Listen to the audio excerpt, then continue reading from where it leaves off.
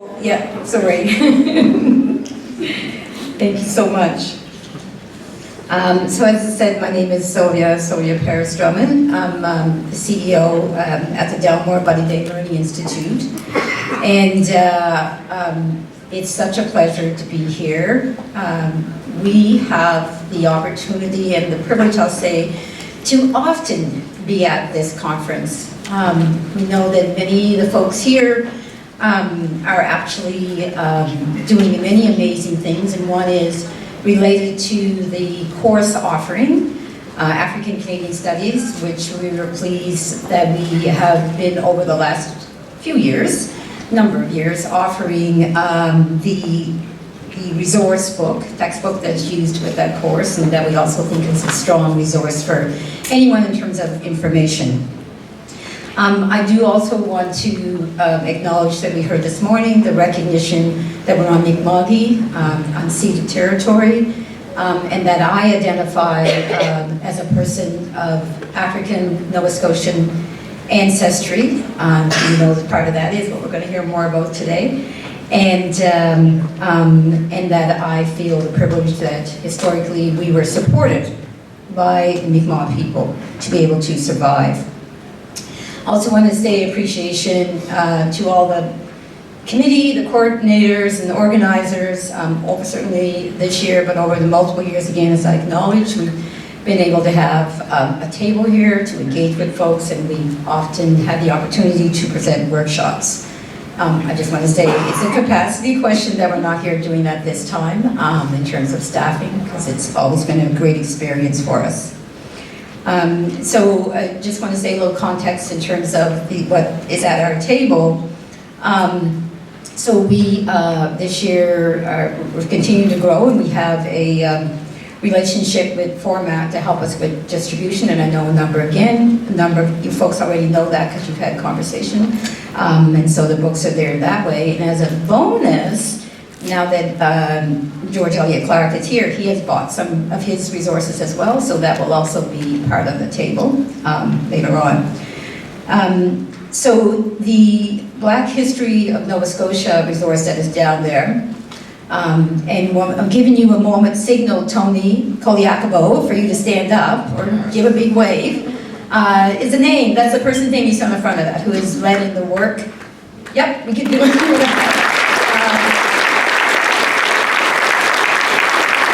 A huge amount of research and putting something together so that it's, let's say, what's to, you know, in terms of a book that we can have in many formats now. But if it's not readable, then it's not kind of the best resource. So we make it readable, accessible in all of those ways, as well as the deep and accurate information that is there. We are working with the Department of Education to have that book also be available in a high school version. So we think we're really amplifying the access to the information by having that as well. So I hope you will see it that way too when it completes that process. So I just wanted to give a little bit of context for those things. And so really while you're here, I'm going to have the privilege to give you an introduction to George Elliot Clarke, the fourth Poet Laureate of Toronto, 2012 to 2015, and the 7th Parliamentary/Canadian Poet Laureate, 2016-2017. George Elliot Clarke hails from Windsor, Nova Scotia. As of 1960, Clarke is also a pioneering scholar of African Canadian literature, with 2 major tomes to his credit: The Odyssey's Home, Mapping African Canadian Literature, and Directions Home, Approaches to African Canadian Literature. A professor of English at the University of Toronto, Clarke has taught at Duke, McGill, the University of British Columbia, and Harvard. He holds 8 honorary doctorates, plus appointments to the Order of Nova Scotia and the Order of Canada at the rank of officer. He is also a Fellow of the Royal Canadian Geographical Society. His recognition include the Rockefeller Foundation Memorial Center Fellowship, the Pierre Elliott Trudeau Fellows Prize, the Governor General's Award for Poetry, the National Magazine Gold Award for Poetry, the Plymouth Poets, the Eric Hoffer Book Award for Poetry, and the International Fellow Poet of the Year, Encyclopedia Poetry School, 2019, and in China. Wow.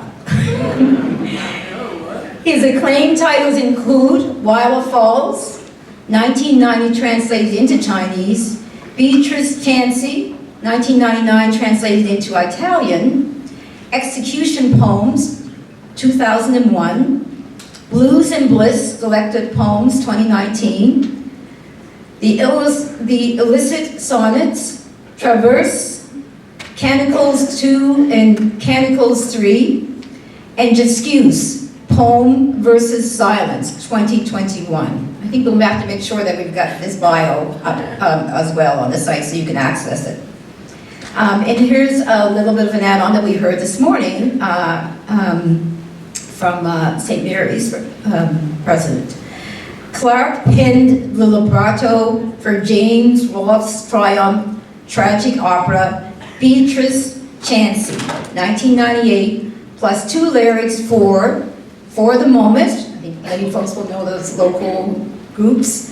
2022 Paula Slate Heritage Prize winning album, We're Still Standing, 1997. Please join me in welcoming George Elliot Clarke.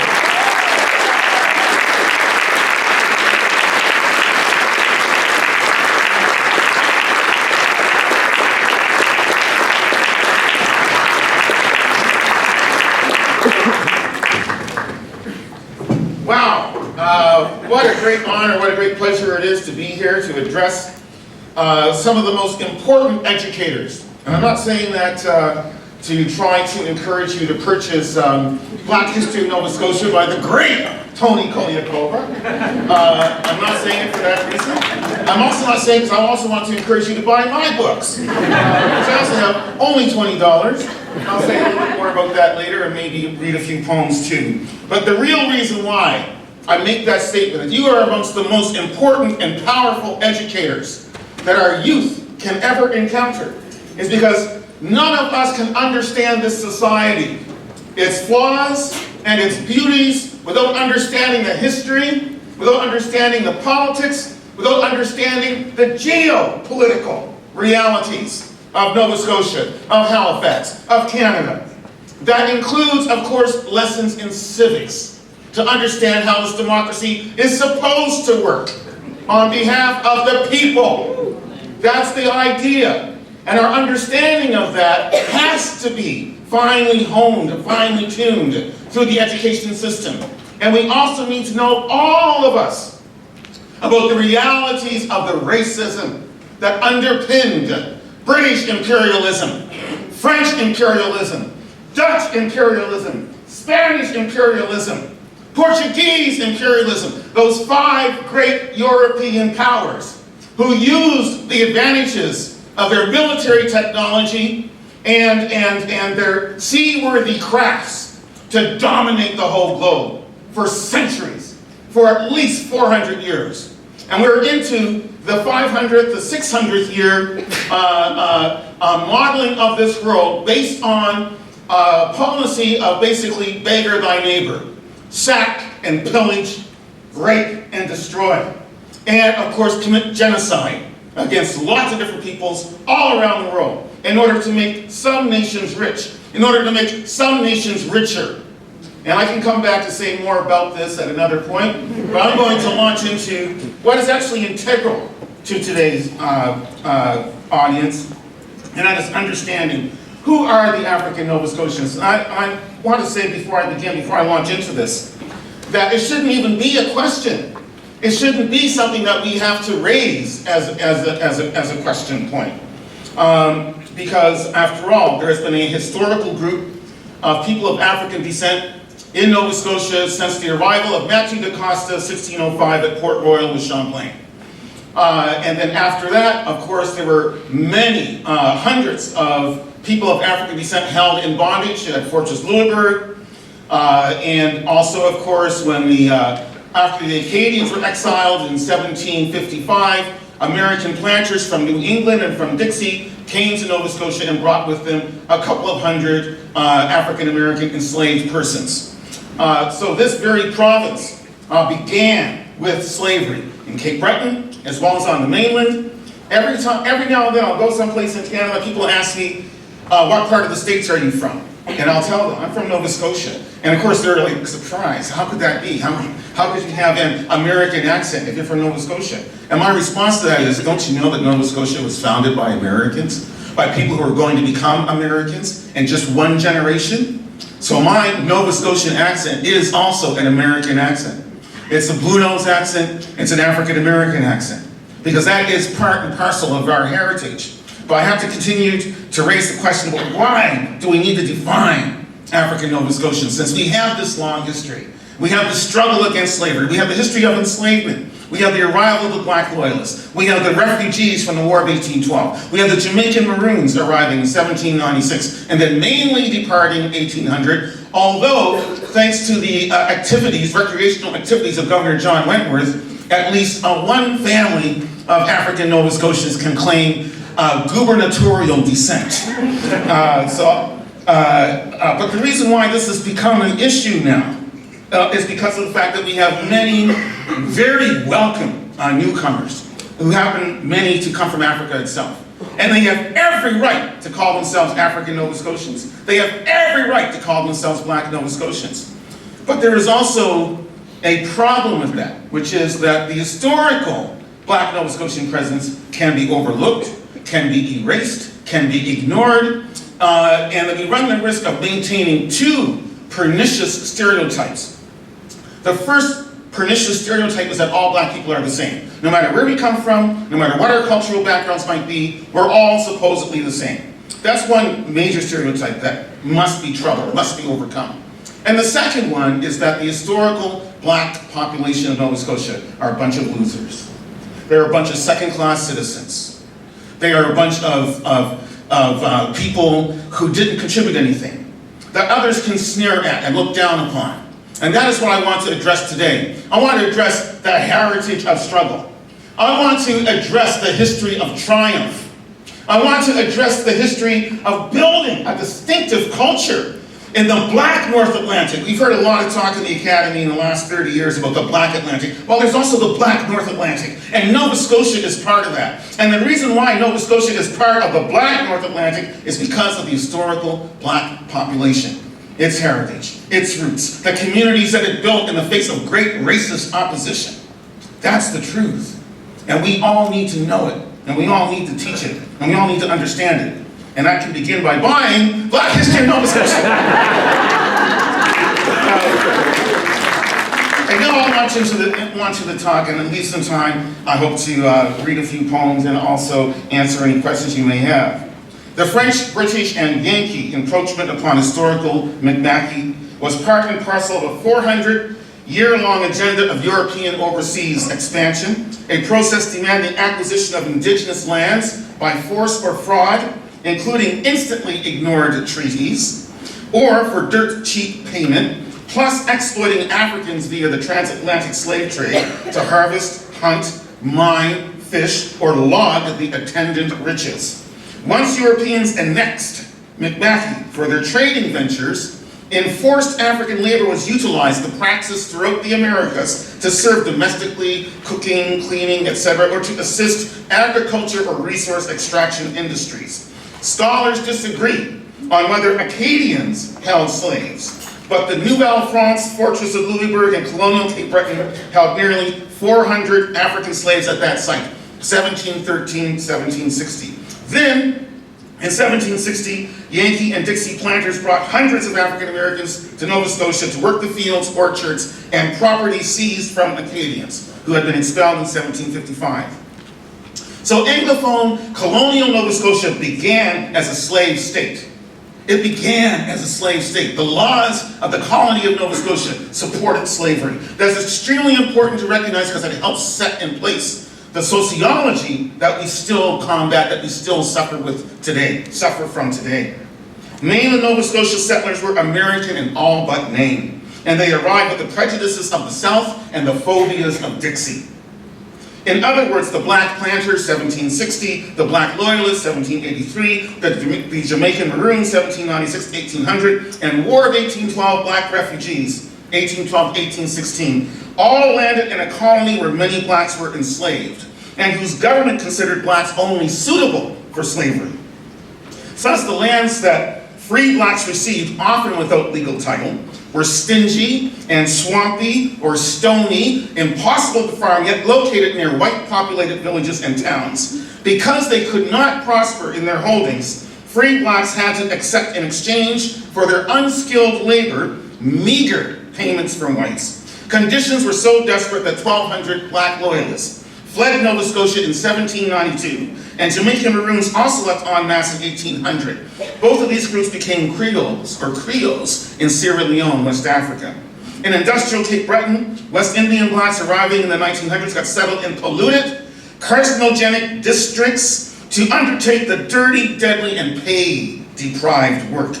Certainly, Nova Scotia established an apartheid system of segregated settlement and labor exploitation. Additionally, some white-dominated towns like Digby refused blacks the right to own property. Plus, some towns like New Glasgow and Yarmouth enacted sunset laws, some on the books until 1967, requiring that blacks exit the town limits by sundown. The impact of these restrictions, coupled with the denial of public education, was twofold. First of all, there was racialized economic inequality. Secondly, the marginalization of blacks as inferior intellectually, socially, politically. These conditions persisted for at least 200 years, 1760 to 1960, until equal rights agitation roiled Nova Scotia in the 1960s. I'm going to send a shout out to the spirit of Rocky Jones. I'm going to send a shout out to the spirit of Joan Jones, and to all of those in the 1960s, black, white, brown, red, yellow, who fought to make this society more egalitarian than it had ever been before. Despite the progress of the last 60 years, however, black Nova Scotia remains relatively disempowered. The proof? Witness the continuous struggles over economic opportunity, law enforcement and justice, affirmative education, and political and cultural representation. Ironically, however, despite the perpetual inequality that African Nova Scotians endure and protest, Nova Scotia's cultural identity is thoroughly enmeshed with the presence of African heritage people, something that we all should think about and remember and recognize. Note that the first black Nova Scotian, Matthew da Costa, a Portuguese-born translator, arrived with the first European colonizers, the French, in 1605. There were consequences about the historical origins of black Nova Scotia, which I also call Africadian. Settled upon non-arable lands, and set apart from virtually whites-only polities, the historical African Nova Scotians, who are sometimes called and sometimes call themselves, or we sometimes call ourselves, indigenous blacks, in quotation marks, they pursued 4 L's. 4-letter L's were really important to the colonial black people of Nova Scotia. The first one, of course, is liberty, escape from slavery, freedom from enslavement. Number 1 was liberty. The second L that was really important to them was land. And that makes perfect sense because before the Industrial Revolution, the whole world economy was essentially agricultural or resource extraction based, the whole world economy. So you couldn't really do anything or experience any kind of economic activity that was not tied to the land. So it made perfect sense that the early black Nova Scotians, colonial black Nova Scotians, once they had their liberty, they needed land, they wanted land. And of course they were settled upon, as I've already said, the worst possible land. The number 3 thing that they wanted, the third L, was literacy. They understood that the technology of writing and reading, the technology of publication, the ability of pamphlets and booklets and sermons and newspapers to change people's minds was extremely important to them. They needed to get access to that particular black magic, black ink on white paper. They needed that. They wanted their literacy, they wanted letters. So liberty, land, literacy, all very important. And the 4th L that they desired, that they thought about, that they craved, that they needed was, of course, religion. Religion was the fourth L. And truly the historical Black Nova Scotians, planters, loyalists, refugees, and a few Maroon descendants were conscious of the necessity to become land-holding Scotians. Because if free, they could set about assembling communities in places like Preston, Halifax, which of course would include Africville, Beachville, the Annapolis Valley, the South Shore, and the Canso District. This process accelerated in 1816 thanks to the arrival of Father Richard Preston, who was called the apostle to the African race, who soon organized disparate communities into African Baptist parishes, all anchored by a church or chapel, all about the mainland, beginning with the mother church, used to be called Cornwallis Street, now it's New Horizons, in Halifax in 1832. And culminating with the proclamation of the existence of the African Baptist Association at Granville Mountain, Annapolis Valley in 1853. A few communities centered on the US-based African Methodist Episcopal Church, at least one, Southville, boasted a Catholic church, St. Joseph's, while the West Indian districts of industrial Cape Breton adhered to Marcus Garvey's African Orthodox Church.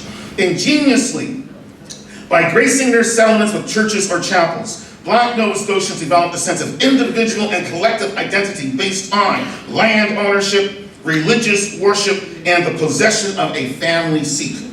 That phrase, family seat, and I'm putting it in quotation marks, is a phrase that's often associated with aristocracy. So the House of Windsor, of course, the royal family, British royal family, and also the Canadian royal family, would be thought of in connection with Windsor in England as their family seat and so forth. But even though it's often a term associated with aristocracy, anybody can use it if we care to. And I think it's extremely important for understanding the historical Black Nova Scotian population. Because almost all of us have a family seat. Almost all of us have a place in Nova Scotia that is associated with our family, with the family's origins, and is often indicated by the surname. That's not true for me because my surname comes from a Jamaican sailor who was in Halifax or in Nova Scotia in the 1930s, and then probably was killed during the Battle of the Atlantic during the Second World War. But that's who I'm descended from on my father's side, that Mr. Clarke. And on my mother's side, her maiden name was Johnson. And that name is very much associated with Windsor Plains. And I still own land in Windsor Plains, 3/4 of an acre. And if you ever get on it, you'll be stung by my fire ants. I got too many of those things on my property, let me tell you, way too many. But the real point I'm trying to get at here is that almost all of the historical Black Nova Scotians are connected to a geographical location in Nova Scotia that we can think of as being our family seat. So the Downey clan is associated with North Preston. Well, as I just said, the Johnson clan, 3 Mile Plains, Windsor Plains, the Clements and the Cromwells are associated with Weymouth Falls, the Skeets with Whitney Pier, and the list goes on and on and on about the geographical foundations of many of our genealogical connections. So astute were colonial African Nova Scotians that they petitioned the colonial government for more land and legal title in 1841, amid Father Preston's devout policy of non-stop church construction. Non-stop church construction over 25 years. So African Nova Scotians came to boast communal identities based on land allotments, a visible house of worship, and a genealogical connection to specific locales. Thus was born a distinct people. Thus was born a distinct people and a unique expression of the African diaspora in the northern reaches of the North Atlantic. Thus coalesced a Black maritime people with connections to West Africa, Sierra Leone, the Caribbean, Jamaica, Trinidad, Barbados, Bermuda, the South Atlantic capital of the Royal Navy, while Halifax was, of course, the North Atlantic base, and the eastern seaboard of the United States, from Boston to Baltimore. Though only a minority group in Nova Scotia, their separate communities nurtured their culture, so that we became the de facto cradle of Black Canada. We became the de facto cradle of Black Canada. As soldiers, preachers, boxers, teachers, musicians, railway porters, lawyers, doctors, nurses, singers, etc. Despite segregation, and second-class treatment as stigmatized recipients of police suppression and official disregard, especially in provision of infrastructure such as schools and roads, sewer and water, although of course many of our communities were welcome places for authority figures to want to position their landfills, their dumps. Nevertheless, African Nova Scotians raised up armies for Britain and then Canada, developed their own form of English, African Nova Scotia vernacular, which is a distinct form of Black English, which is being studied, became Olympic athletes and Harvard professors, and also became popular entertainers on stage and later on screens. Nor did they stint on freedom struggle. So Marcus Garvey found powerful welcome in Cape Breton in the 1930s. I'm talking about the leader of what was the Universal Negro Improvement Association, UNIA, which was the largest organization of Black people on the planet, numbering in the millions. And he was the head of it, based in Harlem. But after he was basically convicted of mail fraud, which might have been on trumped up charges, his movement splintered. But one of the last bastions, one of the last holdouts of the old UNIA was in fact in Cape Breton, Whitney Pier. And so he found welcome there in the 1930s. He made a speech in Cape Breton in 1937 that became the foundation for Bob Marley's great redemption song. That song by Bob Marley, Redemption Song, is based on a speech given in Whitney Pier, Glace Bay, by Marcus Garvey in 1937. And of course, the Black Panther Party of the United States had only one chapter outside of the United States. The Black Panther Party for Self-Defense had only one chapter outside of the United States, and it was in Halifax. And it was basically led by Rocky Jones and Joan Jones. And of course, they did bring Black Panthers to Halifax and to Nova Scotia, and Stokely Carmichael, and Stokely Carmichael, and Miriam Makeba, and Harry Belafonte, when he dropped into Halifax in 1978, went to the Jones house and sat on their living room floor, surrounded by transition year program students, and talked about world liberation through socialism. Talked about the need to overthrow apartheid in South Africa while eating Joan Jones's curry and settling world politics at the same time. Only in Halifax, only in Black Halifax, only in Black Nova Scotia could these things have happened. So significant are the Scotians that the royal family both called on war hero William Hall and on music diva Portia White. Over their centuries of presence in Nova Scotia, the Negroes have borne a variety of names. Going back in the history, you can see for yourselves, just go to the archives, and you'll see lots of historical references to African. And what that meant was African Nova Scotian. It wasn't spelled out, but it was understood that when people 100 years ago, 150 years ago, talked about Africans, they meant African Nova Scotians, the historical Black community. Of course, the word colored was also very important. Negro, of course, was also very important. These are historical terms, that is to say classical nomenclature. The 1960s activism popularized Black and then Afro-Nova Scotian and simultaneously Indigenous Black. As of the 1990s, African Nova Scotian with a hyphen, and Africadian and Afro-Métis, to respect Black and Indigenous admixture, began to appear. But the bureaucratic standard remains African Nova Scotian, at least in terms of the government of Nova Scotia. But the popular term that Black Nova Scotians of the historical community use to describe themselves is very simple, Scotians. We call ourselves Scotians. That's our slang name for ourselves. Admittedly, all of these terms are imprecise. For the Scotians are a complex people born out of different waves of ancestral escapes from slavery while striving to survive the inclement environs of Nova Scotia. Yet by establishing 52 different communities insisting on pride in culture, family, and faith, and fighting against injustice and for education, the Scotians, the Africadians, the indigenous Black Nova Scotians have become a definitive African diasporic North Atlantic people that all now recognize. From the king in his council to the prime minister in parliament, and from theologians to pugilists, and from lawyers to musicologists. And we've also been recognized by the United Nations, for crying out loud. So I think it's time to forget about the idea that we should just all disappear and accept to be basically rolled into one anonymous mass. of people of African descent and be asked to disregard our culture, disregard our history, forget about our roots, forget about our historical struggle, you know, it's just not going to happen. We come from here. We have built a culture here, a distinctive, unique, rich culture here. And we don't need to go anywhere else. We don't need to be thought of as like, oh, now we're going to call you this, we're going to call you that. We have the right to name ourselves. We have the right to talk about our history.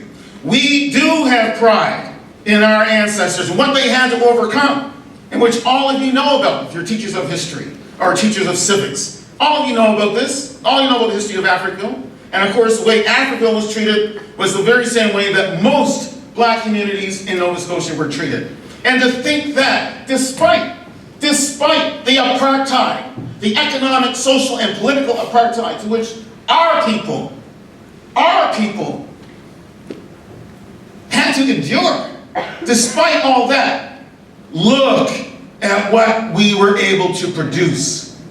Look at what we were able to produce. A distinctive English, a unique English in the world.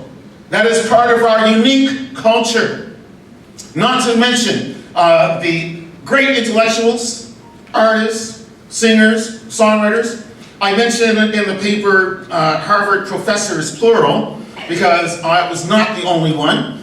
I'm happy to say, in fact, probably if you've ever seen the movie Good Will Hunting, you'll know the person I'm about to mention to you. And although, of course, the star, the character, the hero of Good Will Hunting happened, of course, to be white, and so on. But that story is probably based on Dr. Fletcher, the first black American professor at Harvard, and he came from Windsor, Nova Scotia.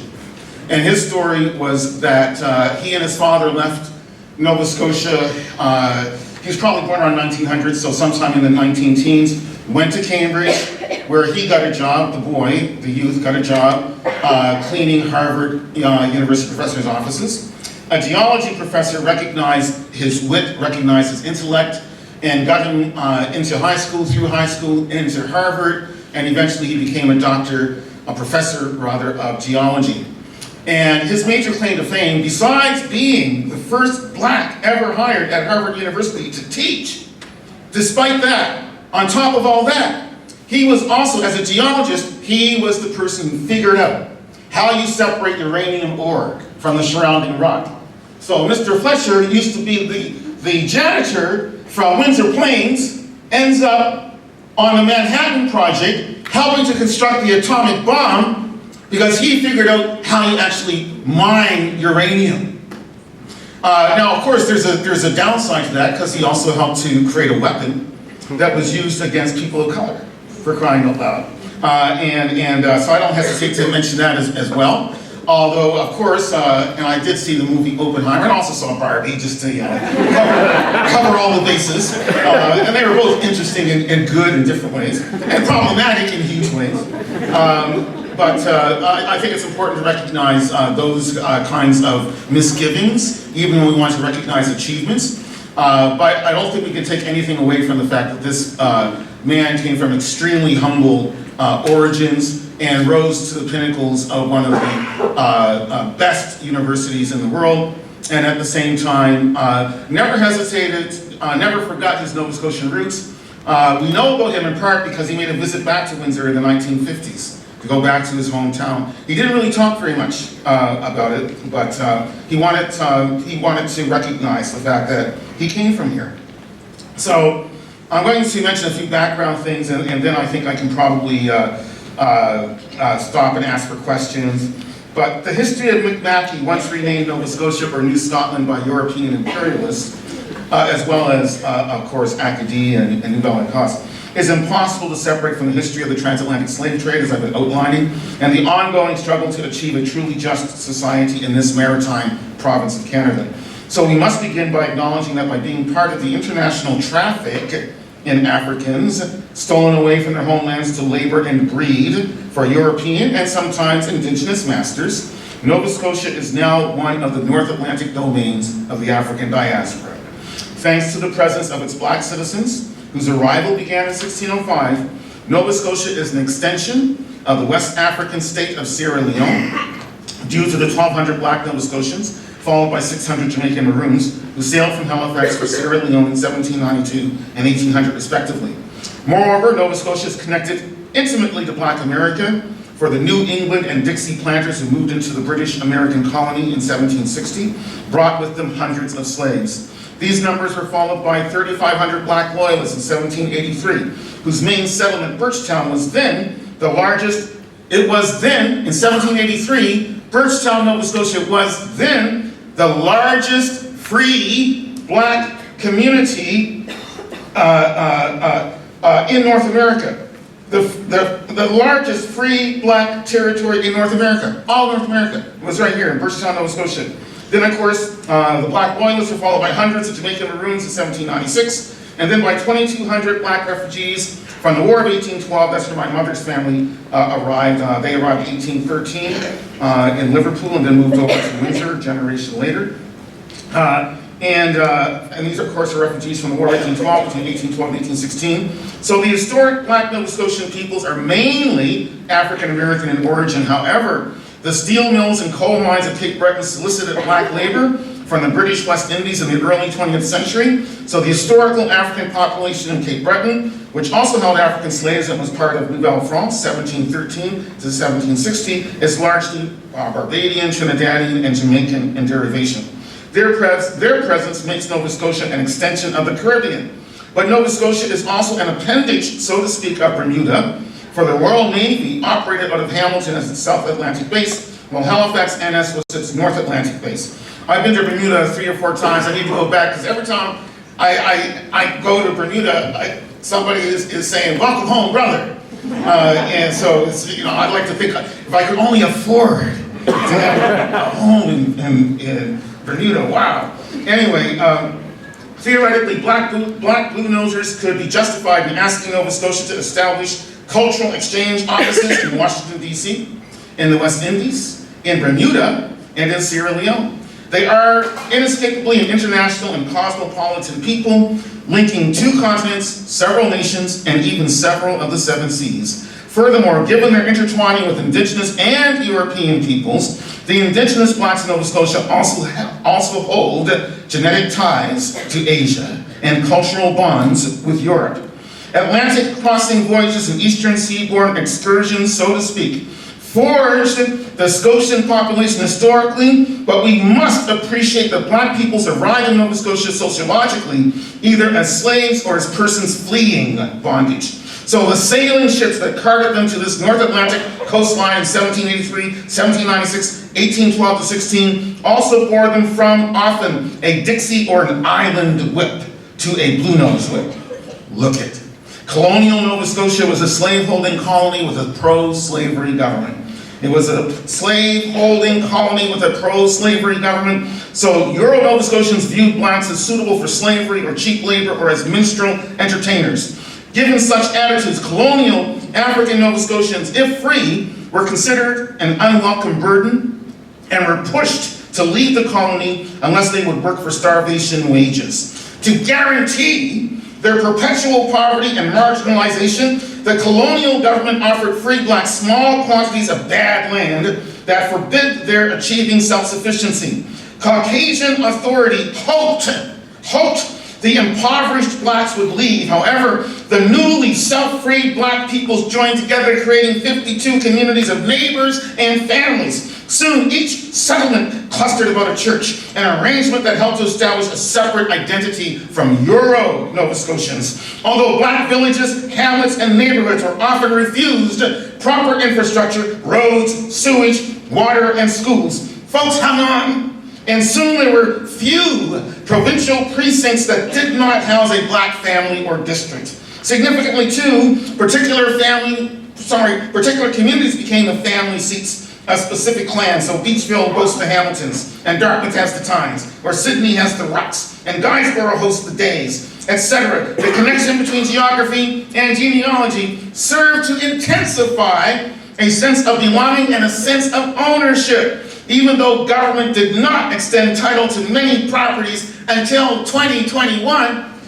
Did I say 2021? And I already mentioned that there was a petition from the people of Preston in 1841 asking for title to their land. 1841, 180 years later.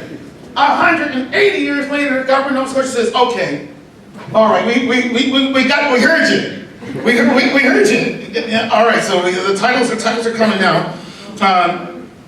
And that's typical in terms of when you look at the history of the relations between government and historical African Nova Scotia community.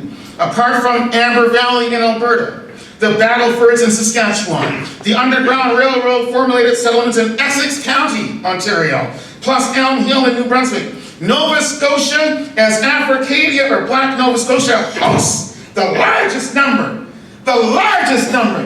of rural, R-U-R-A-L, rural property African Canadians. The largest number of rural propertied African Canadians are right here. And that is extremely important because most of us, due to economic reasons, due to the savages of rapacious capitalism that we have refused to try to rein in, although we used to do it when we had governments that were responsive to the people as opposed to corporations, but I'll talk about that some other time. Now so many of us have to be tenants. So many of us are rendered unhoused. So many of us are forced to take on incredible mortgages for most of our lives, or for most of the most productive years of our lives in order to have a home, in order to have a roof over our heads. It didn't used to be that way, and it doesn't have to be that way. But then there are some of us, in terms of Black Canadians, for historical reasons, who still own land. One of the great contradictions of the attempt to basically starve our ancestors out of Nova Scotia by giving them the worst land possible is that now that land is valuable. Now it's valuable. So anyway, I'm going to end up here very, very quickly and leave time for questions. I need to read you a few poems too. So Nova Scotia is the cradle of the historical Black Canadian polity. Therefore, the fabled blue-nosed tartan should be interwoven with kente cloth from West Africa. The actual existence of places like Cherry Brook changes topographically the map of Nova Scotia and psychologically the psyche of Nova Scotians. The presence of places like Cherry Brook, the presence of places like Weymouth Falls, the presence of places like Lake Loon, the presence of places like Lincolnville, Sunnyvale, Upper Big Tracadie, the presence of places like North Preston, East Preston, the presence of the historically Black located, situated district of North End Halifax, not to mention the former community of Africville. The existence of all these places changed and changes the geography, the topography rather, of Nova Scotia, the place names of Nova Scotia, and therefore also the psychology of Nova Scotians, whether any of us wants to admit it or not, does have that effect as well. No blue noser can ignore the fact of the province's inalienable Africanness. The sooner this fact is realized, the sooner then that anti-Black racism must end. One can best appreciate the consequence of viewing Nova Scotia as an African space, alongside being aboriginally an indigenous space, by appreciating the impact and impress of African heritage peoples on the province. And that's specifically, I'm referring to the domains of education, history, journalism, language, law, military, music, politics, sports, and theology. And I subdivided the rest of the paper into all of these areas of endeavor, so I can spell them out in detail if I need to. I will mention language and refer you to the African American scholar J.L. Dillard, who identified Black English in Nova Scotia as a specific variant of African American speech patterns in a book 1972 and an article in 1973. Linguists Shana Poplack and Sally Taliamonte have also studied African Nova Scotia vernacular English, and their tome on it came out in 1991. So with that, I'm going to pause and ask if there are any questions for me, please. And don't be shy, anybody. Don't be shy.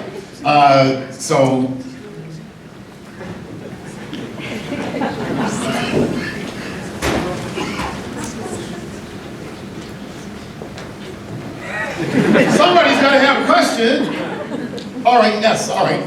Great, thank you so much.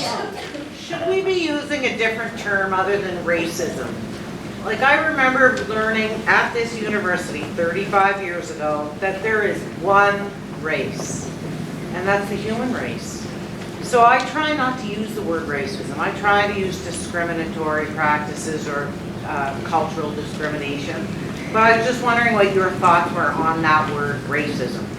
We are prisoners of nomenclature because of history. Many of us call ourselves Nova Scotians because of the historical pattern of a settlement here, not to mention expropriation, et cetera, et cetera, et cetera. But to come at your question directly, there will always be debates about nomenclature, always, because of the fact that the underlying systems of domination and suppression don't change. So what happens instead is that people keep looking for a different name for it. Is it going to be employment equity or is it going to be affirmative action? The reason why there are all these questions about what we're going to call each other or call various isms is because the underlying injustices have not actually disappeared. And that's why we keep arguing about, well, are you an African Nova Scotian? Are you an Africanian? Are you part of the historical Black Nova Scotian community? Because the reason why those determinations or discriminations need to be made is that the underlying injustices have not been dealt with, they've not been corrected. So practically every new generation has to come up with its own system of nomenclature, thinking that somehow we have a new term for it, we have somehow dealt with the problem. When we haven't dealt with the problem. But of course, Malcolm X was probably single-handedly responsible for causing African Americans to stop calling themselves Negroes, to stop being afraid of using the term black, and to call themselves black, and to call themselves African Americans. He used the term Afro-American, and eventually that became African American. And these terms are probably, I think they are, great advances over the former terms of colored and Negro and so on. But at the same time, African Americans still get shot down in the streets by police. At the same time, there's still differential treatment. At the same time, there's still racism, or if one wants to say discriminatory practices. One could jest and be black comic. I'm punning deliberately. You could be black comic in a way by saying that I'm not the victim of racism. I'm the victim of differential treatment. I'm the policeman who accosted me, the policeman who arrested me without just cause was not reflecting anti-black racism or negrophobia, another term that you could use for it, but rather was basically expressing his unconscious acceptance of a system of white supremacy or discriminatory treatment and so on. But nevertheless, the taser still feels the same, the bullet still feels the same, the beating with the baton still feels the same. So while it is important to name things as correctly as we can, we also need to understand that nomenclature is talking about that and dealing with that, as important as it is not as important as actually getting at the non-cosmetic issues, the real systemic issues, the deep down, the embedded issues that are part of our common psyche, part of our common political practice, so that we don't even question certain attitudes and certain practices and so on, but accept them as being natural, even though they have great impact on marginalized communities and discriminated against peoples.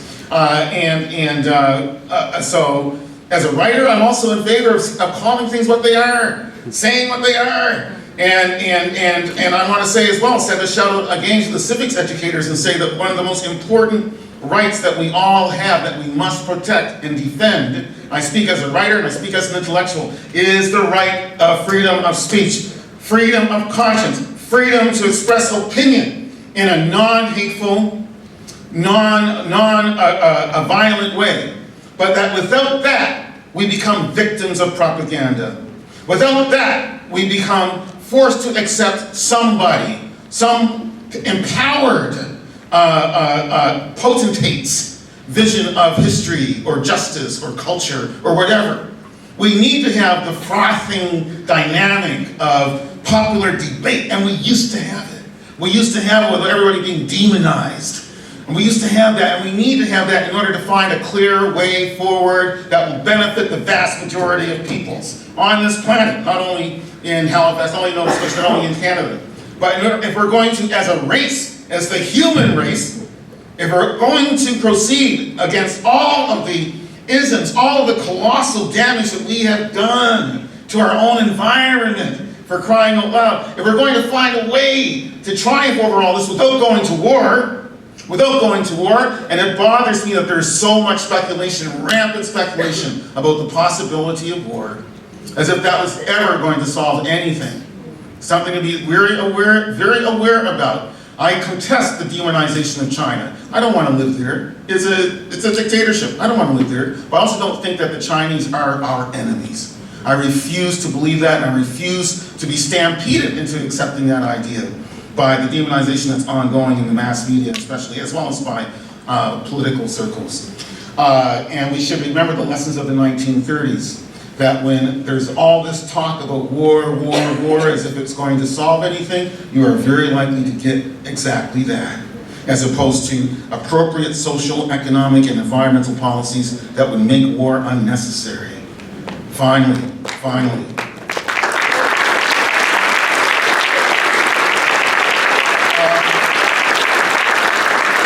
One more question?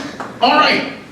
Dr. Clarke, I wonder, is it possible for you to articulate something like, I'm going to try to get this right, something like, what would be the Africadian perspective on new Africans? You started with that, and the reason I'm asking is two reasons. I'm often wondering what the relationship between those two groups of students is going to be like in my school. I see them, I understand them as well as I understand them, but I kind of wonder what's happening between them.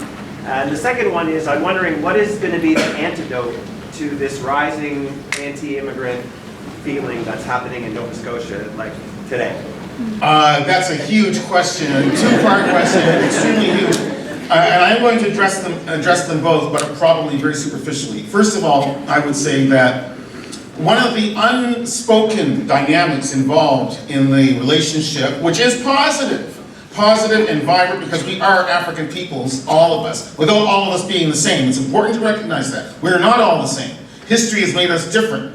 Coming from different parts of the world, we have different histories, different cultures. So we're not all the same. At the same time, yes, there's a commonality to black experience, enslavement on this side of the world, colonization in Africa and in the Caribbean by European powers in those parts of the world. And the consequences are similar, or have been similar in some ways, but there are also major differences. When you are part of a minority racialized community, as in Nova Scotia, the historical black population, you have come through 200 to 300 years of vicious, determined marginalization and suppression of yourselves. And none of that actually beginning to be relaxed until the 1960s. So it was only in the 1960s when you begin to see the arrival of, this is going to sound like a surprise to many of you, but you teach social studies, and so therefore you are also sociologists. But what I'm trying to get at here is that black Nova Scotia had no middle class. Had no middle class. There was no, let me speak as a Marxist, there was no bourgeoisie. There was no black bourgeoisie in Nova Scotia until the 1960s. And that was because of Rocky Jones and Joan Jones. The greatest impact that they had on this province was to allow the historical black population to get through high school without being streamed out, to get to university and get university degrees, and then become able to actually apply for jobs and sometimes get them. And with that, by the 1970s, you begin to see the rise especially of black teachers, black Nova Scotia historical, black Nova Scotian teachers, social workers. I mean, the advent of the black middle class in Nova Scotia was essentially people who were government employed, either teachers or social workers for the most part. Eventually, by the later 70s, early 80s, we began to see lawyers, black lawyers begin to appear from the historical black community, as well as somewhat of a greater diversity of roles that we could aspire to and might actually get hired to perform. But it was only then, only in the last couple of generations, that there began to be a very fragile black middle class coming out of the historical black Nova Scotia community. At the same time that's true, while many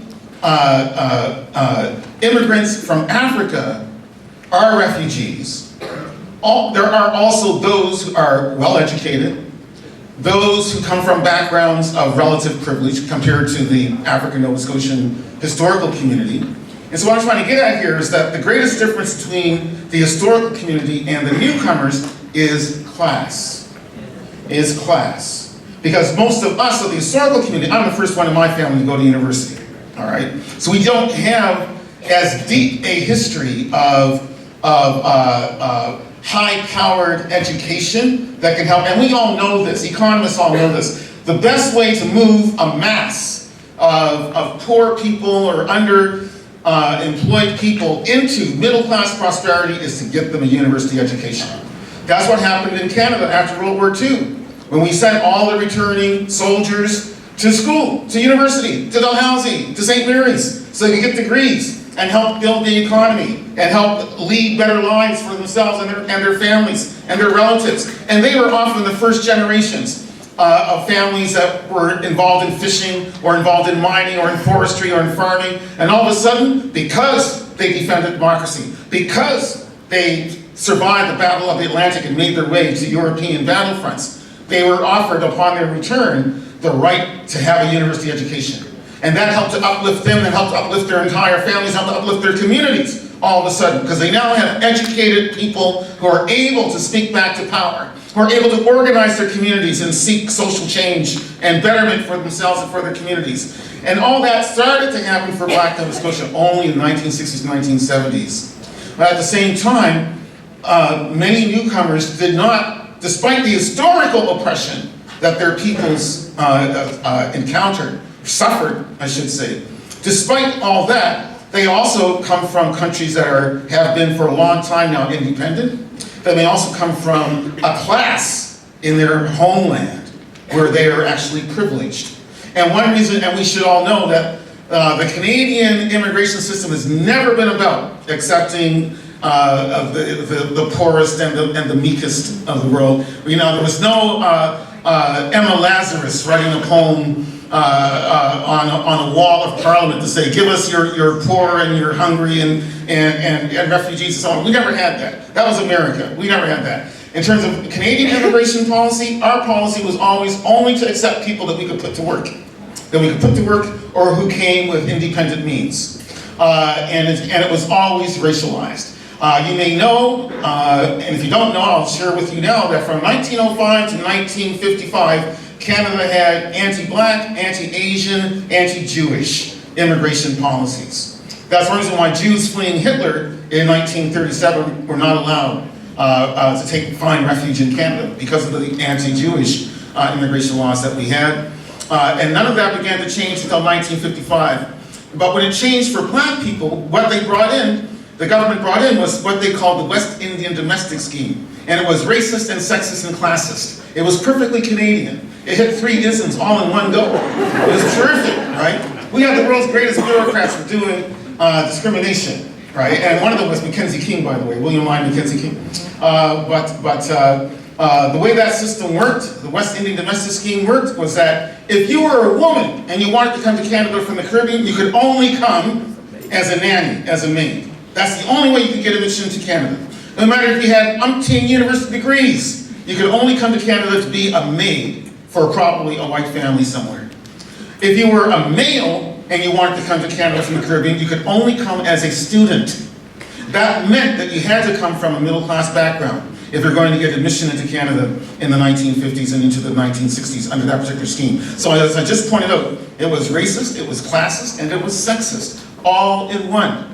And so that first generation of Caribbean male immigrants to Canada included people like Elliot Clarke, the great novelist, who arrived in Canada in 1955, the exact year that the immigration laws began to be relaxed. He went to Trinity College, the University of Toronto.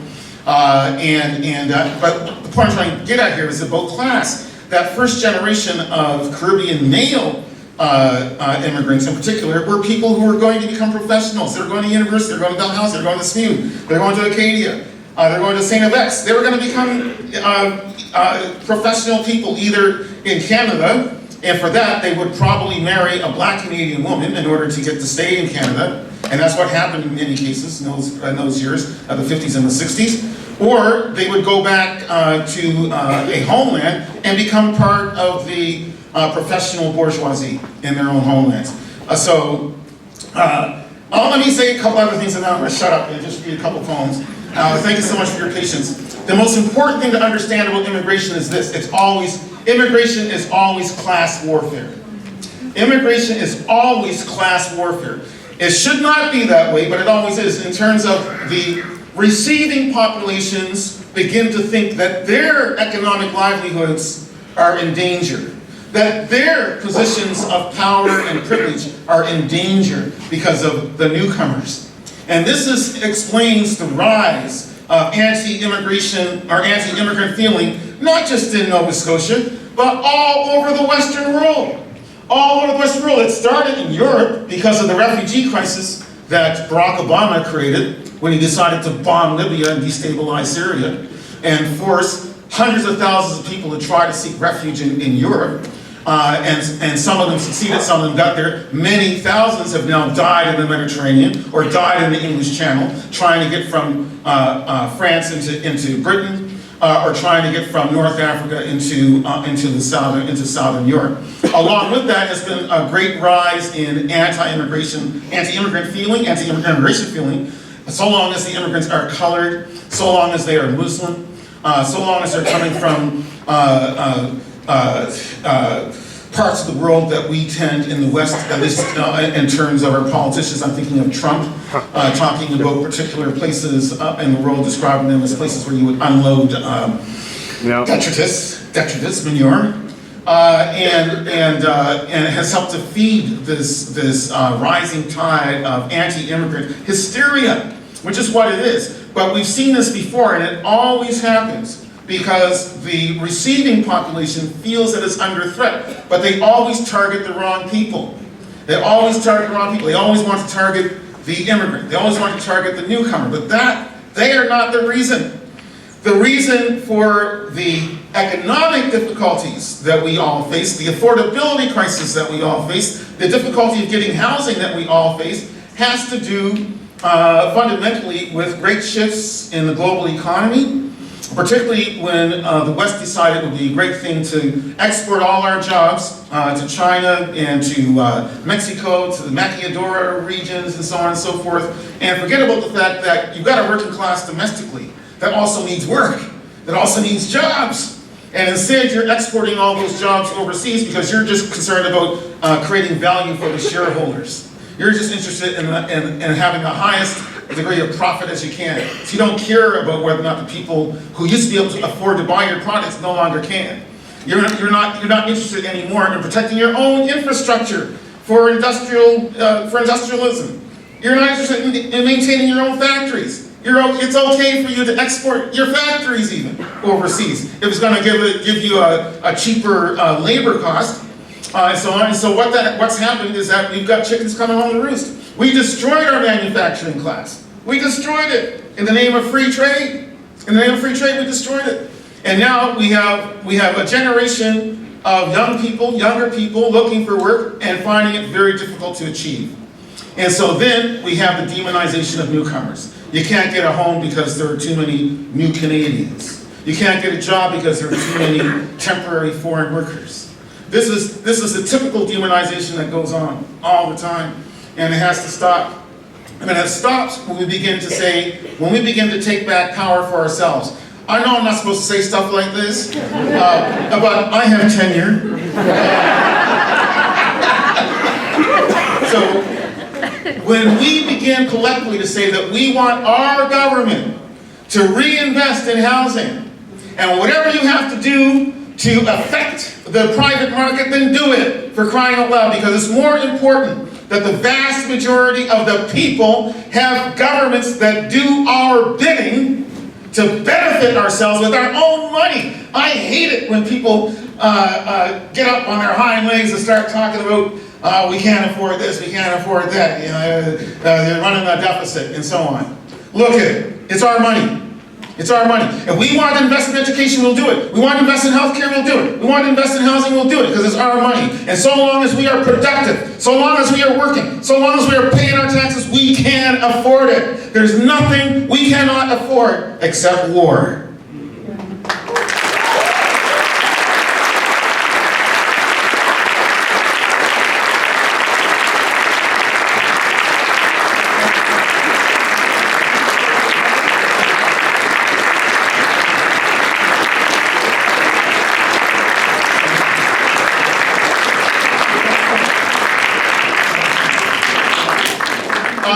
I'm a poet.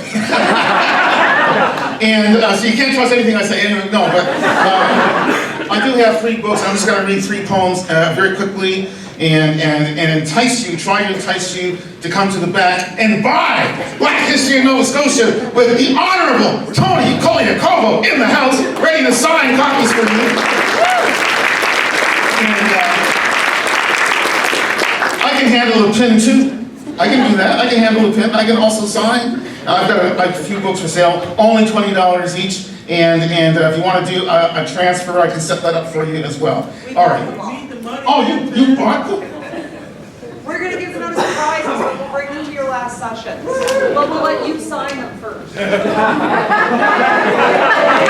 why I love the Social Studies Teachers Association.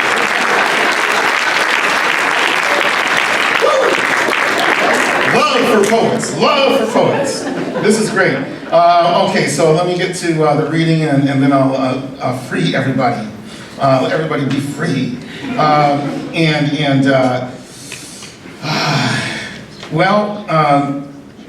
I'm gonna read this. This is a poem about the saint, Catholic saint, Mary of Egypt. She was a real person. This is based on her story.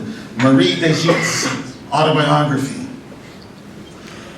Subtract a man's birthdays back to his birth, and a man is still his mother in all ways. When them I bid, or bid they me in grimy cloth or a brisk mattress, hid they back to the first grave, the womb, where all striving begins and ends. To love is to slave. Never expecting sainthood came I to the church in Alia Capitolina, expecting no good. I planned to enthrall and troll, to play the troll, undress smiles, and lead a lad to fall, gingerly. Nearing the sanctuary, I was erect, cocky as a crucifix, as sure as a mortuary. Certain to cadge, condemn a pigeon, conduct him to my hyacinthine, and thief coin and gem. Till his substance was size and his purse an abyss, his body all wrapped in ale, clouding his eyes. Hot as torrid Sahara, a boil in every sinew, gritty and irredeemable, sporting an impish aura. Vamped I through the portal of the church and eyed a portrait purporting to be Mary, the immortal. In pretty daubs her robes like oleaginous lingerie. And I thought I might mock the artist's lust. Instead, a sudden blow set me insensate as a rock. This christening was a shock. I felt a well-stunned mass, prone, a gilt-faced sphinx, unable even to talk. Such rough promptitude struck my mouth foamed. Curses died, indefinable, I endured the attitude. Bad-tempered still, I saw the sultry dame, the painted lady, her vivid breeding by divinity. I glanced up in awe. And impassioned tears passed my cheeks and breasts as a Christian gang lifted me up at last and bore me into their church, thinking me a drunk, powerless to move, even lips petrified in perch, as feeble as a beetle on its back. The brethren and sistren craved, diverse heads bent in congress, fetal. Curled flesh was I till nimble sprinkles of wet haloed my brow. I saw again the symbol, icon of Mother Mary, and I revived to silver voices, golden note throats, a harmony so cheery, the chapel's darkness blazed with light more like sun than fire, and I felt a surge animate my limbs, amazed.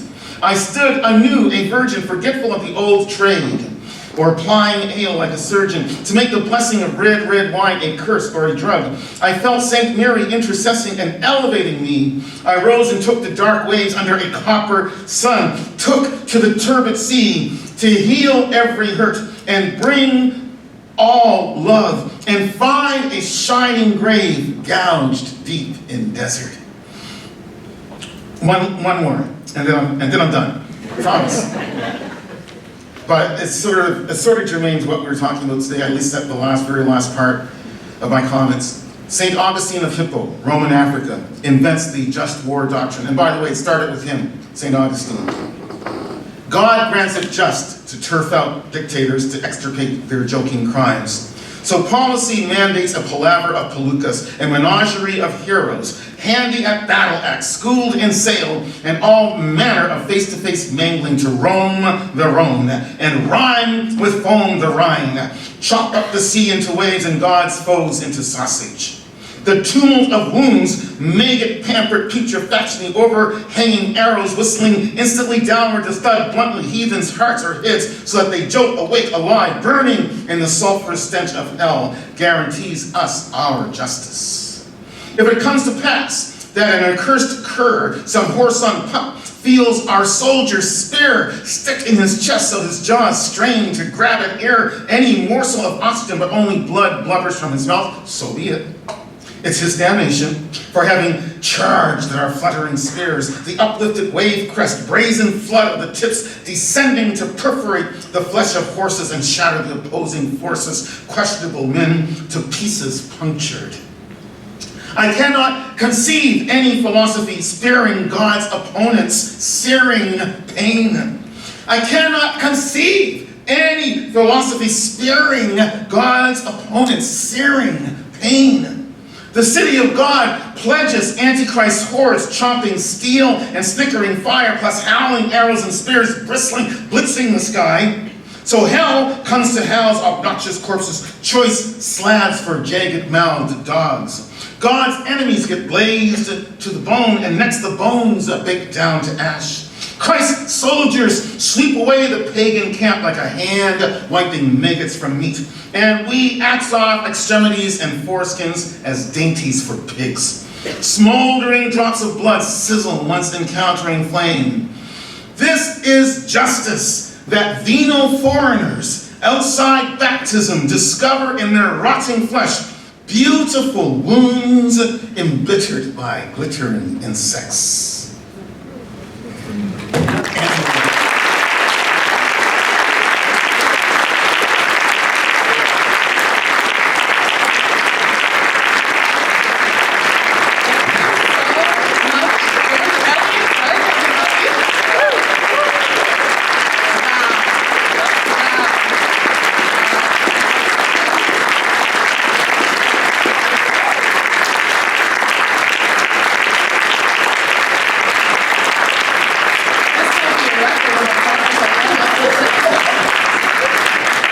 So I think Sylvia Paris said it best earlier when she said, whoa, reading your resume. I think that we're all leaving with that feeling, whoa, right now. I just wanted to point out a few little, my whole paper is full and it's hard to write down when you're listening and you're, whoa, I have half sentences written. It's awesome. I think that you painted such a beautiful picture. I think we can all say that you painted a beautiful picture with your talk. Specifically, I think about what you said and imagining the blue nose woven in with a kente cloth, and I think that there's so many things to take away from this, and it's our duty as teachers, like you said, to know it and to teach it. We're learning always, right? Thank you.